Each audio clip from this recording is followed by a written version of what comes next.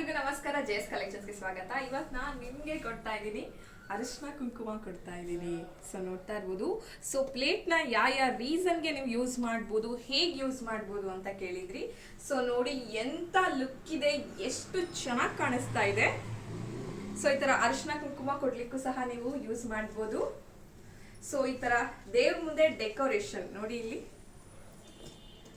ಎಷ್ಟು ಚೆನ್ನಾಗಿ ಕಾಣಿಸ್ತಾ ಇದೆ. ಸೊ ಈ ತರ ಹಣ್ಣನ್ನು ಸಹ ಹಾಕಿ ನೀವು ಇಡ್ಬೋದು, ಚೆನ್ನಾಗಿ ಕಾಣಿಸ್ತಾ ಇದೆ. ಅಂದ್ರೆ ಆ ಲುಕ್ಕೇ ಬೇರೆ. ಒಳಗಡೆ ಶೀಟ್ ಇದೆಯಲ್ಲ ಅದನ್ನು ನಿಮ್ಗೆ ಸ್ವಲ್ಪ ಕಾಣಿಸುತ್ತೆ, ಅದರಿಂದ ಇದ್ರ ಲುಕ್ ಸಹ ಜಾಸ್ತಿ ಆಗತ್ತೆ.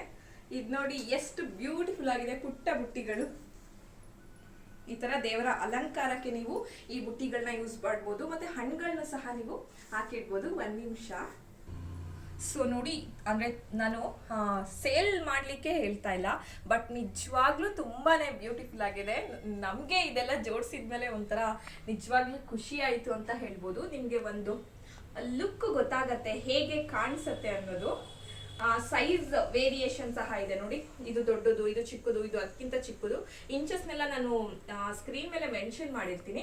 ದಯವಿಟ್ಟು ನೀವು ಇವಾಗಲಿಂದಲೇ ಪರ್ಚೇಸ್ ಮಾಡಿ, ಯಾಕಂದ್ರೆ ಪೋಸ್ಟ್ ಬರೋದು ಡಿಲೇ ಆಗ್ಬೋದು ಅನ್ನೋ ಕಾರಣಕ್ಕೆ ಹೇಳ್ತಾ ಇದ್ದೀನಿ. ಮತ್ತೆ ಐಟಮ್ ಖಾಲಿ ಆಗ್ಬೋದು ಅನ್ನೋ ಇದಕ್ಕೂ ಸಹ ಹೇಳ್ತಾ ಇದ್ದೀನಿ.